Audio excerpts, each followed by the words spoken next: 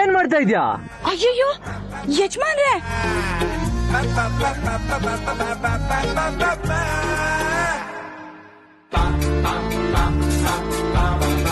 ಅರೆ ಎಲ್ಲ ವಾಲು ಆನ್ ಆಗೇ ಇದೆಯಲ್ಲ, ಮತ್ತ್ಯಾಕ್ ನೀರ್ ಬರ್ತಾ ಇಲ್ಲ?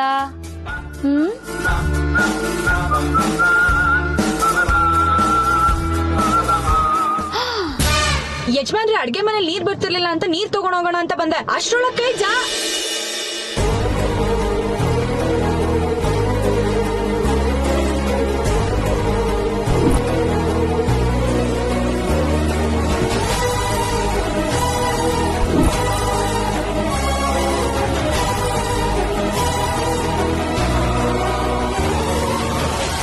ಆ ವಾಲ್ ಯಾರು ಆಫ್ ಮಾಡಿದ್ದು? ಈ ಮನೆ ಕೆಲಸದವ್ರು ಬಂದ್ಮೇಲೆನೆ ಎಲ್ಲ ಎಡವಟ್ ಕೆಲಸಗಳಾಗ್ತಾ ಇರೋದು. ಈ ಹಲ್ಕ ಕೆಲಸ ಯಾರು ಮಾಡಿದ್ರು? ಈಗ ನೀರ್ ಬರುತ್ತೆ.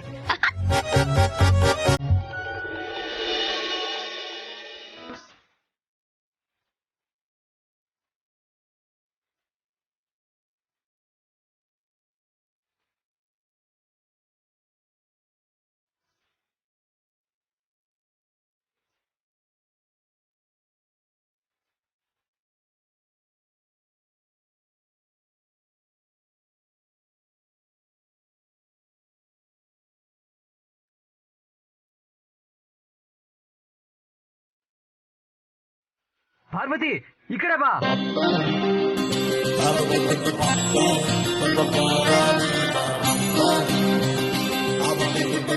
ಅಯ್ಯಯ್ಯೋ, ಯಾರೋ ಮೋಟರ್ ಆನ್ ಮಾಡ್ಬಿಟ್ಟಿದ್ದಾರೆ ಅನ್ಸುತ್ತೆ.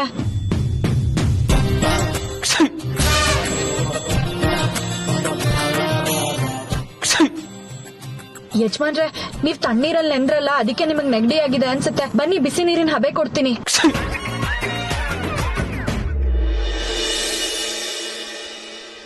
ಏನ್ ಪ್ರೀತು ಹೀಗಾಗ್ತಿದೆ? ಒಂದ್ ವೇಳೆ ಅವ್ರ ಫೋನ್ ನಂಬರ್ ಏನಾದ್ರು ಚೇಂಜ್ ಮಾಡ್ಕೊಂಡಿರ್ಬೋದಾ? ಗೊತ್ತಿಲ್ಲ ಜನನಿ. ಯಾವ್ದಕ್ಕೂ ನಾನು ಆಫೀಸ್ ಹತ್ರ ಹೋಗಿ ಹರೀಶ್ ಬಗ್ಗೆ ವಿಚಾರಿಸ್ಕೊಂಡ್ ಬರ್ತೀನಿ. ಮಾಮ್ ಏನಾದ್ರು ಕೇಳಿದ್ರೆ ಈ ತರ ಆಗಿದೆ ಅಂತ ವಿಷಯ ಹೇಳು.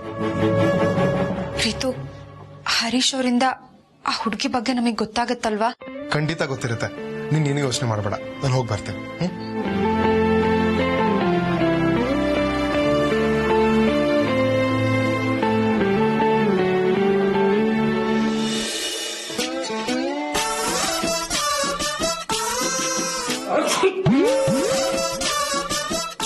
ಪಾರ್ವತಿ, ಬಿಸಿ ನೀರ್ಗೆ ಯಾಕೆ ಅರ್ಶನ ಆಗ್ತಾ ಇದ್ಯಾ? ಯಜಮಾನ್ರೆ, ಬಿಸಿ ನೀರ್ಗೆ ಅರ್ಶನ ಹಾಕಿ ಹಬೆ ತಗೊಂಡ್ರೆ ಹಂಗೆ ನೆಗಡಿ ಓಡೋಗುತ್ತೆ. ಪಾರ್ವತಿ, ನೀನು ನೆಂದಿದ್ಯಾ ಅಲ್ವಾ? ನಿನ್ಗೂ ನೆಗಡಿ ಆಗುತ್ತೆ. ನೀನು ಹಬ್ಬೆ ತಗೋ.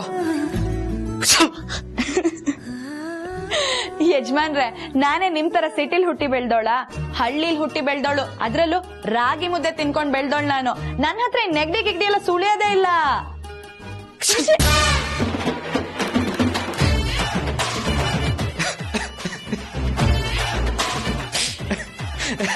ಪಾರ್ವತಿ,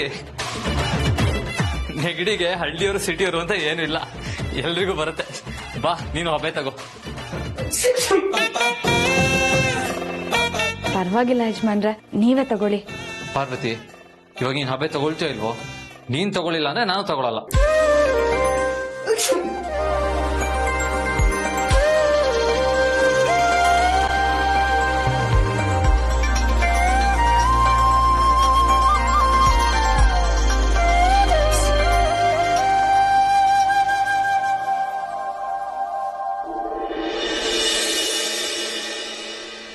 ಈ ಮನೇಲಿ ಯಾರಿಗೂ ಜವಾಬ್ದಾರಿ ಇಲ್ಲ.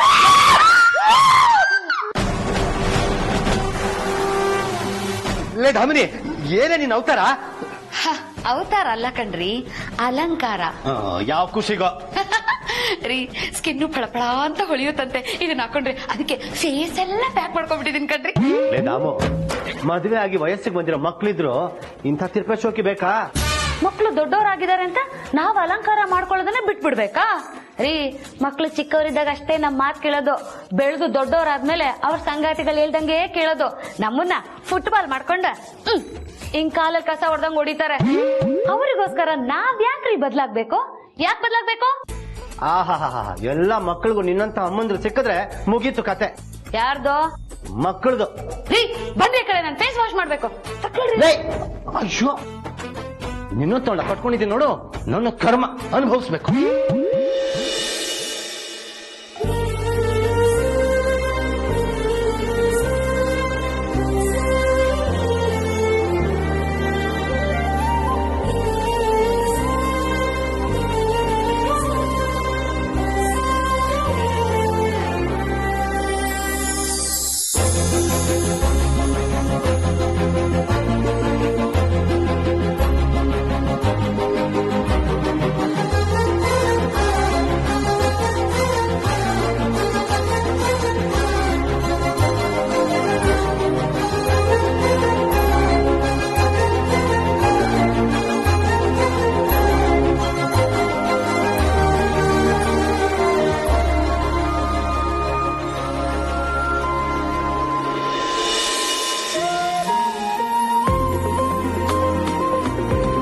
ಯಜಮಾನ್ರೆ ಹೆಂಗೆ ನೆಗಡಿ ಎಲ್ಲ ಹೋಯ್ತಾ? ಪಾರ್ವತಿ, ನಿಮ್ ಹಳ್ಳಿ ಮದ್ದು ಸೂಪರ್. ಹೆಂಗೆ ನಾವು? ಸಾರಿ ಪಾರ್ವತಿ. ಸಾರಿನಾ? ನೆನ್ನೆನೆ ನಡೆದಿದ್ದಕ್ಕೆಲ್ಲ ಸಾರಿ ಕೇಳಿದ್ರಲ್ಲ ಯಜಮಾನ್ರೆ, ಮತ್ ಇವಾಗ ಯಾಕೆ ಕೇಳ್ತಾ ಇದ್ದೀರಾ? ನಾನ್ ಬರೀ ನಿನಗ್ ಮಾತ್ರ ಬೈಲಿಲ್ಲ, ಸಾರ್ಸಿ ಜೊತೆ ಫೋನಲ್ಲಿ ತುಂಬಾ ಒರಟಾಗಿ ಮಾತಾಡ್ಬಿಟ್ಟೆ. ಇವಾಗ ಮುಖ ಕೊಟ್ಟು ಮಾತಾಡೋದಕ್ಕಾಗ್ತಾ ಇಲ್ಲ, ಅದಕ್ಕೆ ನಿನ್ನ ಹತ್ರ ಸಾರಿ ಕೇಳ್ತಾ ಇದ್ದೀನಿ. ಪಾಪ ಅವ್ರೆಷ್ಟು ಬೇಜಾರು ಮಾಡ್ಕೊಂಡ್ರು ಏನೋ. ಏನು ನಮ್ಮಪ್ಪ ನಿಮ್ಮೇಲ್ ಬೇಜಾರ್ ಮಾಡ್ಕೊಳ್ಳೋದ? ಅದ್ ಈ ಜನ್ಮದಲ್ಲೇ ಸಾಧ್ಯ ಇಲ್ಲ. ಹನುಮಂತ ರಾಮನ್ ಮೇಲ್ ಕೋಪ ಮಾಡ್ಕೊಳ್ಳೋದನ್ನ ಯಾವತ್ತಾದ್ರೂ ಕೇಳಿದೀರಾ ಯಜಮಾನ್ರೆ? ಇಲ್ಲ ತಾನೆ? ಹಾಗೆ ನಮ್ಮಪ್ಪನು ನೀವೇನಾದ್ರೂ ಬೈದ್ರು ಅದನ್ ಮನ್ಸಿಗೆ ಹಾಕೊಳ್ಳಿಲ್ಲ ಅಂದ್ಮೇಲೆ ಕೋಪ ಎಲ್ ಮಾಡ್ಕೋತಾರೆ? ನಾನು ಅವ್ರ ಹತ್ರ ಹಾಗೆ ಮಾತಾಡಿದಕ್ಕೆ ಸಾರ್ತಿ ನನ್ನ ಬಗ್ಗೆ ನಿನ್ನ ಹತ್ರ ಏನು ಹೇಳಿಲ್ವಾ ಪಾರ್ವತಿ? ಇಲ್ಲ ಯಜಮಾನ್ರೆ, ಆದ್ರೆ ನನಗ್ ಚೆನ್ನಾಗ್ ಬೈದ್ರು ಗೊತ್ತಾ? ಯಾಕೆ? ನಿಮ್ ಬೇಜಾರಿಗೆ ನಾನೇ ಕಾರಣ ಆದ್ನಲ್ಲ ಅಂತ ಬಯಸ್ಕೊಳ್ಳೋ ತರ ಆಯ್ತು.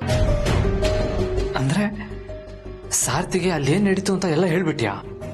ಹೇಳೋ ತರ ಪರಿಸ್ಥಿತಿ ಬಂತು ಯಜಮಾನ್ರೆ. ನೀವ್ ಮನೆಗ್ ಬಂದಿರ್ಲಿಲ್ವಲ್ಲ ಅಂತ ಮನೇಲಿರೋರೆಲ್ರು ಗಾಬರಿ ಆಗಿದ್ರು. ಈ ವಿಷಯ ಅಪ್ಪಂಗ್ ಗೊತ್ತಾಗಿ ಅಪ್ಪ ಬಂದ್ ನನ್ನ ಪ್ರಶ್ನೆ ಮಾಡಿದ್ರು. ಆವಾಗ ವಿಧಿ ಇಲ್ದೆ ಹೇಳಲೇಬೇಕಾಯ್ತು. ಅದನ್ ಕೇಳಿ ಅವ್ರು ತುಂಬಾ ನೊಂದ್ಕೊಂಡ್ರು.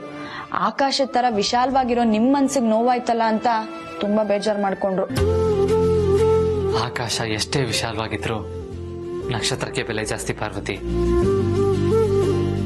ನನ್ ಜೀವನದಲ್ಲಿರೋ ಆ ನಕ್ಷತ್ರ ನೀನು ನೀನು ನೀನು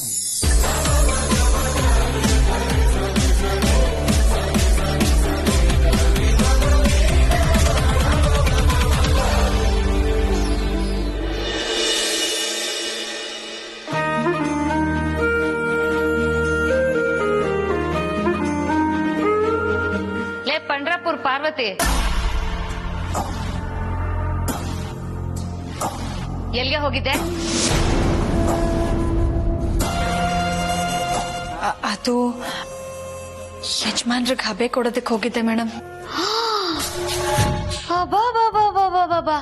ಆದಿತ್ಯನ್ಗೆ ಹಬೆ ಕೊಡೋಕೆ ನೀನ್ ಹೋಗಿದ್ಯಾ? ಏನಾಗಿತ್ತು ಅವನ್ಗಂತದ್ದು? ನೆಗಡಿ ಆಗಿತ್ತು. ಓಹೋ, ಅದಕ್ಕೇನಾ ತಾವು ಹೇಳ್ದೆ ಕೇಳ್ದೆ ನನ್ ರೂಮಿಂದ ಎಸ್ಕೇಪ್ ಆಗಿದ್ದು? ಇಲ್ಲ ಮೇಡಮ್, ಯಜಮಾನ್ರೆ ಬರೋದಕ್ಕೆ ಹೇಳಿದ್ರು, ಅದಕ್ಕೆ. ಕಟ್ಕೊಂಡ್ ಹೆಂಡ್ತಿನೂ ನಿನ್ ತರ ಸೇವೆ ಮಾಡಲ್ಲ ಕಣೆ, ಹಂಗ್ ಸೇವೆ ಮಾಡ್ತಿದ್ಯಾ ನಮ್ಮ ಆದಿತ್ಯನ್ಗೆ? ಹೇ ಅನುಮಾನದ ಪಿಶಾಚಿ. ಏನಂದ್ರಿ? ಏಯ್, ಅನುಮಾನದ ಪಿಶಾಚಿ ತರ ಯಾಕೆ ಆಡ್ತಿದ್ಯಾ ಅಂದೆ ಅಲ್ವೇ? ನೀ ನನ್ನ ಕಟ್ಕೊಂಡಿರೋಳು ತಾನೆ. ದೀಪಾವಳಿ ಹಬ್ಬಕ್ಕೂ ಯುಗಾದಿ ಹಬ್ಬಕ್ಕೂ ಒಂದ್ಸಲ ಮೈಗೆ ಎಣ್ಣೆ ಹಚ್ತೀಯ, ಅದು ಅದಕ್ಕೆ ಬೈತಾರೆ ಅಂತ. ಪತಿಯೇ ಪರದೈವ ಅಂತ ಹೇಳ್ತಾರೆ. ನನ್ನ ವಿಷಯದಲ್ಲಿ ಪತಿಗೆ ಪತ್ನಿನೇ ದೆವ್ವ ಆಗ್ಬಿಟ್ಟಿದ್ಯಾ. ರೀ, ಈ ಕೊಂಕು ಮಾತೆಲ್ಲ ಇವಾಗ ಬೇಡ ರೀ. ಇಲ್ಲಿ ವಿಷಯ ಬಂದಿರೋದು ನಮ್ಮಿಬ್ಬರ ನಡುವೆ ಅಲ್ಲ ಕಣ್ರಿ, ಇವಳು ಮತ್ತೆ ನನ್ನ ನಡುವೆ. ನಾವಿಬ್ರು ಗಂಡ ಹೆಂಡತಿ. ಇವಳು ಯಾರು ನಮ್ಮ ಆದಿತ್ಯನ್ಗೆ? ಇವಳ್ಯಾಕೆ ಇಷ್ಟೆಲ್ಲ ಸೇವೆ ಮಾಡ್ಬೇಕು? ಲೇ, ಆದಿತ್ಯನಿಗೆ ಇಷ್ಟು ಸೇವೆ ಮಾಡೋಳು ಇಂತ ಕಟ್ಕೊಳ್ಳೋ ಗಂಡನಿಗೆ ಎಷ್ಟು ಸೇವೆ ಮಾಡ್ಬೋದು ಯೋಚನೆ ಮಾಡೋ. ಪಾರ್ವತಿ, ನೀನ್ ಕಟ್ಕೊಳ್ಳೋನು ಪುಣ್ಯ ಮಾಡಿದ. ಬಿಟ್ರೆ ಇವಳುನೇ ನಮ್ಮ ಆದಿತ್ಯನ್ಗೆ ಕಟ್ಟೋ ತರ ಮಾಡ್ಬಿಡ್ತೀರಾ ಬಿಡಿ. ತಾಮೋ, ನಂಗೂ ಲಗ ಮಿಲ್ದೆ ಬಾಯಿಗೆ ಬಂದಾಗೆಲ್ಲ ಮಾತಾಡ್ಬೇಡ. ಕೆಲಸ ಕೊಟ್ಟ ಯಜಮಾನರ ಬಗ್ಗೆನೇ ಇಷ್ಟೊಂದು ಮುತುವರ್ಜಿ ವಹಿಸೋ ಇವಳು ಇನ್ನು ಇವಳನ್ನ ಕಟ್ಕೊಳ್ಳೋ ಹುಡುಗನ ಬಗ್ಗೆ ಇನ್ನೆಷ್ಟು ಮುತುವರ್ಜಿ ವಹಿಸಬಹುದು ಅನ್ನೋ ಅರ್ಥದಲ್ಲಿ ಹೇಳಿದೆ. ನೀನು ಯಾವಾಗ್ಲೂ ಮೊಸರಲ್ಲಿ ಕಲ್ಲು ಹುಡ್ಕೋ ಗುಂಪಿಗೆ ಸೇರಿದವಳು. ಬರೀ ಪಾರ್ವತಿ ಬೈಯೋದೊಳೆ ನಿನ್ ಜೀವನ ಪೂರ್ತಿ ಕಳೆದ್ಬಿಡ್ತೀಯಲ್ಲ. ನೀನ್ ಎದೆ ಮುಟ್ಕೊಂಡು ಒಂದ್ಸಲ ಹೇಳೆ, ನಿನ್ ಜೀವನದಲ್ಲಿ ಏನಾದ್ರೂ ಒಳ್ಳೆ ಕೆಲಸ ಮಾಡಿದ್ಯಾ ಅಂತ. ನನ್ನ ಜೀವನ ಪೂರ್ತಿ ನಿನ್ ಗುಲಾಮ್ನಾಗ್ಬಿಡ್ತೀನಿ. ಏನ್ರಿ ಕೆಲಸದೊಳ ಮುಂದೆ ಹೆಂಡತಿಗೆ ಅವಮಾನ ಮಾಡ್ತೀರಾ? ನಿಮ್ಮನ್ನ ಆಮೇಲೆ ನೋಡ್ಕೊತೀನಿ. ಇವಳ್ದು ಯಾವಾಗ್ಲೂ ಇದ್ದಿದ್ದ ಕಣಮ್ಮ. ನೋಡು, ಅವ್ರು ಏನೋ ಬೈಗ್ಲು ಅಂತ ನೀನ್ ಬೇಜಾರು ಮಾಡ್ಕೋಬೇಡ. ನೀನ್ ಹೋಗು.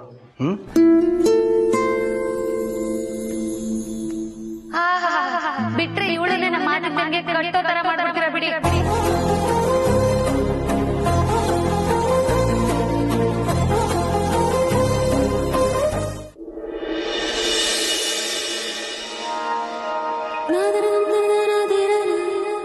ಶ್ರೀಮತಿ, ಅಂತೂ ಇಂತೂ ಹರಸಾಹಸ ಪಟ್ಟು ನೀನ್ ಅನ್ಕೊಂಡಿದ್ ಕೆಲ್ಸನ ಮಾಡ್ಬಿಟ್ಟೇನು? ಮತ್ತೆ ನಾವ್ ಬಿಟ್ಬಿಡ್ತೀವಾ? ಏನೋ ಹೇಳಿದ್ರಿ ಮದ್ವೆ ವಾರ್ಷಿಕೋತ್ಸವ, ಅದೇನ್ ಮಾಡ್ತೀವ್ ನಿನಗ್ ಬಿಟ್ಟಿದ್ದು ಅಂತ. ಹೆಂಗೆ ನಾವು ಅನ್ಕೊಂಡಿದ್ದನ್ ಮಾಡ್ಬಿಟ್ವಿ. ಹಲೋ ಪಾರ್ವತಿ ಮೇಡಮ್, ಅಷ್ಟೆಲ್ಲಾ ಸರ್ಕಸ್ ಮಾಡಿ ಸ್ನಾನ ಮಾಡಿಸಿದ ತಕ್ಷಣ ಇಷ್ಟೆಲ್ಲ ಕೊಚ್ಕೊಳ್ಳೋ ಅಗತ್ಯ ಇಲ್ಲ. ಅದೇನೋ ಕೆಲ್ಸದವ್ರು ಹೇಳಿದನ್ನೆಲ್ಲ ಲಿಸ್ಟ್ ಮಾಡ್ಕೊಳ್ತಾ ಇದ್ಯಲ್ಲ, ಅದೆಲ್ಲದನ್ನು ಮಾಡಿ ತೋರ್ಸು, ಆಗ ಒಪ್ಕೋತೀನಿ. ಸರಿ, ನಿಮ್ ಪ್ರಕಾರ ನನ್ ಮುಂದೆ ಏನ್ ಮಾಡ್ಬೇಕು ಅಂತ ಹೇಳ್ಬಿಡಿ, ಮಾಡಿ ತೋರಿಸ್ತೀನಿ.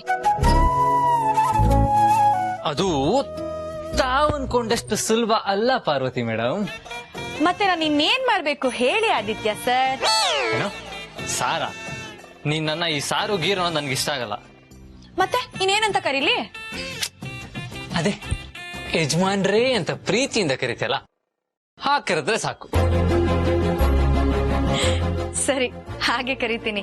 ಆದ್ರೆ ನೀವು ಕೂಡ ಈ ಮೇಡಮ್ ಗಿಡಮ್ ಅಂತೆಲ್ಲ ಕರೀದೆ ಪ್ರೀತಿಯಿಂದ ಶ್ರೀಮತಿ ಅಂತ ಅಚ್ಚ ಕನ್ನಡದಲ್ಲಿ ಕರಿತೀರಲ್ಲ, ಹಾಗೆ ಕರೀರಿ.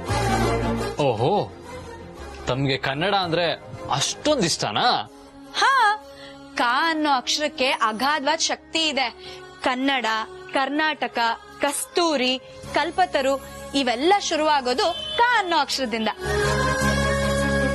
ಅಲ್ದೆ ನಮ್ ಭಾಷೆಗೆ 2000 ವರ್ಷಕ್ಕಿಂತ ಹೆಚ್ಚಿನ ಇತಿಹಾಸ ಇದೆ. ಅಷ್ಟು ಪ್ರಾಚೀನ ಭಾಷೆ ನಮ್ ಕನ್ನಡ.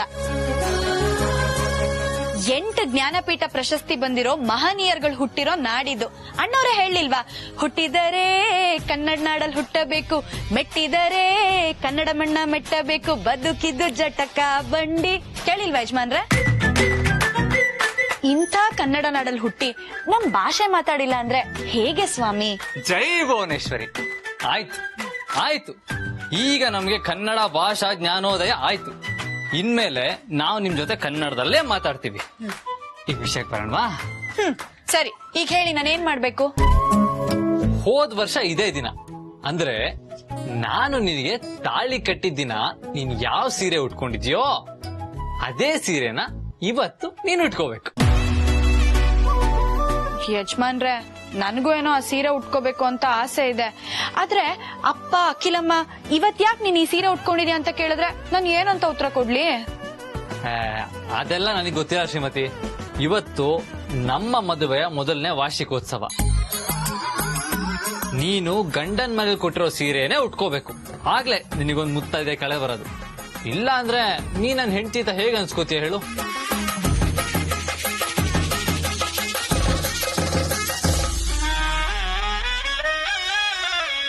ಯಜಮಾನ್ರೆ, ನಿಮ್ ಆಸೆ ಈಡೇರ್ತು ಅಂತ ಅನ್ಕೊಳ್ಳಿ. ಓ, ಆ ಸೀರೆ ಉಟ್ಕೊಳ್ತೀಯಾ? ಮತ್ತೆ ಗಂಡನ್ ಮನೆಯಿಂದ ಕೊಟ್ಟಿರೋ ಸೀರೆ ತಾನೇ ಉಟ್ಕೋಬೇಕು. ಮತ್ತೆ ಬಿಟ್ಟಾಕಿ, ನಾನ್ ಸೀರೆ ಉಟ್ಕೊಳ್ಳೋದಂತೂ ಗ್ಯಾರಂಟಿ. ನಾನ್ ಉಟ್ಕೊಂಡ್ಮೇಲೆ ನಿಮ್ಗೆ ಗೊತ್ತಾಗತ್ತೆ ನಾನ್ ಯಾವ ಸೀರೆ ಉಟ್ಕೊಂಡಿದೀನಿ ಅಂತ. ಬರ್ಲಾ?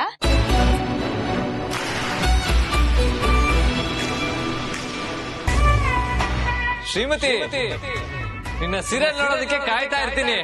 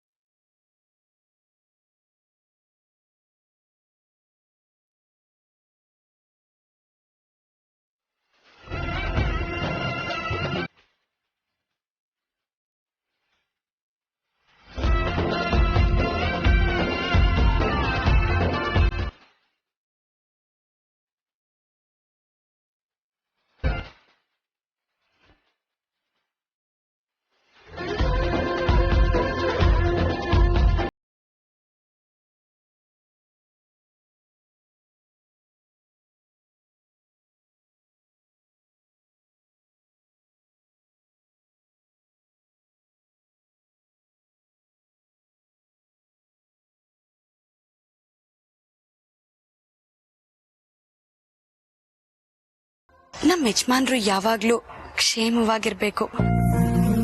ಅವ್ರಿಗೆ ಯಾವುದೇ ತೊಂದರೆ ಆಗದೆ ಇರೋ ತರ ನೋಡ್ಕೋ. ನನ್ ಮಾಂಗಲ್ಯ ಭಾಗ್ಯನ ಗಟ್ಟಿಯಾಗಿರೋ ಹಾಗೆ ಮಾಡು.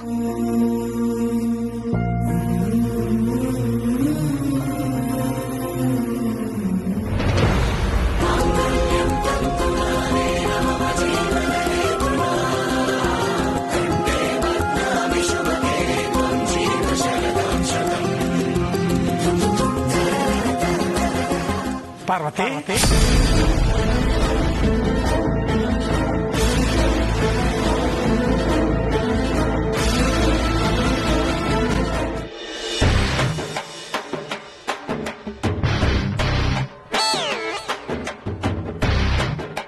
ಲೇ ಧಾಮು, ಇಳು ಕೂತ್ಕೊಂಡು ಏನೇನು ಲೆಕ್ಕಾಚಾರ ಆಗ್ತಾ ಇದೆಯಾ?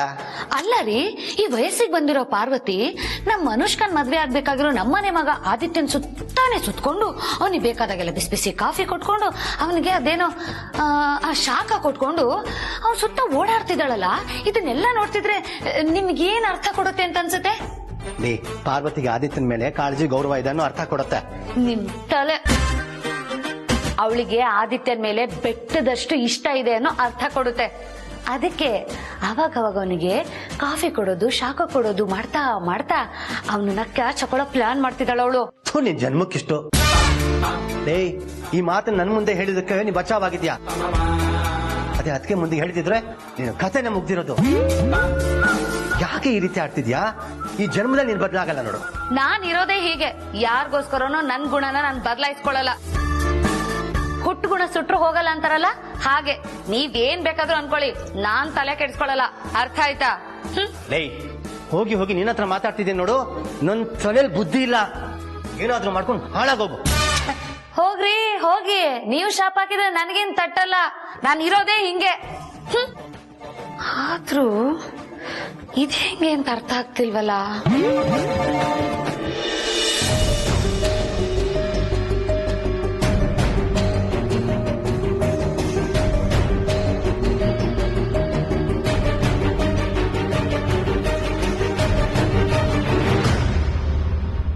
ಅಪ್ಪ,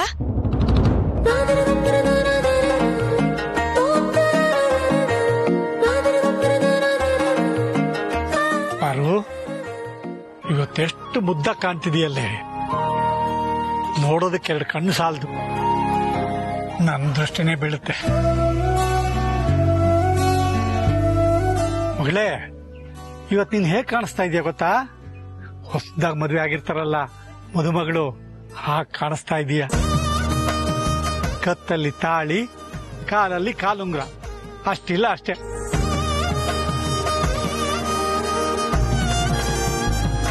ಅದ್ ಸರಿ ಪರ್ವ, ಈ ಸೀರೆನ ಅಮ್ಮ ಅವರು ಹಬ್ಬಕ್ಕೆ ಅಂತ ಕೊಟ್ಟಿದ್ದು, ಅವತ್ತು ಉಟ್ಕೊಳ್ಳೇ ಇಲ್ಲ, ಇವತ್ತು ಉಟ್ಕೊಂಡಿದೀಯಲ್ಲ, ಏನಾದ್ರು ವಿಶೇಷನಾ ಇವತ್ತು? ಏನಿಲ್ಲಪ್ಪ, ಅಖಿಲಮ್ಮ ಪ್ರೀತಿಯಿಂದ ಹಬ್ಬಕ್ಕೆ ಅಂತ ಕೊಟ್ಟ ಸೀರೆ ಅಲ್ವಾ, ಅವಾಗ ಅದನ್ನ ಉಟ್ಕೊಳಕ್ ಆಗಿರ್ಲಿಲ್ಲ. ಅಖಿಲಮ್ಮ ಪಾಪ ಬೇಜಾರ್ ಮಾಡ್ಕೋಬಾರ್ದು ಅಂತ ಇವಾಗ ಉಟ್ಕೊಂಡೆ. ಒಳ್ಳೇದೇ ಆಯ್ತು ಬಿಡು. ಆದ್ರೆ ಮಗಳೇ, ನಿನ್ನ ಈ ರೀತಿ ಸೀರಿಯಲ್ ನೋಡ್ದಾಗ್ಲೆಲ್ಲ ನನ್ನ ಮಗಳು ಮದುವೆ ವಯಸ್ಸಿಗೆ ಬದಲು ಮದುವೆ ಮಾಡಿ ಕಳಿಸ್ಬೇಕಲ್ಲ ಅಂತ ಚಿಂತೆ ಆಗತ್ ಕಣೆ. ಅದಕ್ಕೆ ಯಾಕಪ್ಪ ಬೇಜಾರ್ ಮಾಡ್ಕೋತೀಯ? ನನ್ ಮದ್ವೆ ಆದ್ರೂ ನಿನ್ ಜೊತೆನೆ ಇರ್ತೀನಿ, ಆಯ್ತಾ? ನಿನ್ ಬಾಯಿ ಹರಕೆಯಿಂದ ಹಾಗೆ ಆಗ್ಲಿ ಮಗಳೇ. ಅಂತ ಒಳ್ಳೆ ಮನ್ಸಿರೋ ಗಂಡನೇ ನಿನಗೆ ಸಿಗ್ಲಿ ಅಂತ ಆ ದೇವ್ರನ್ನ ಕೇಳ್ಕೊತೀನಿ.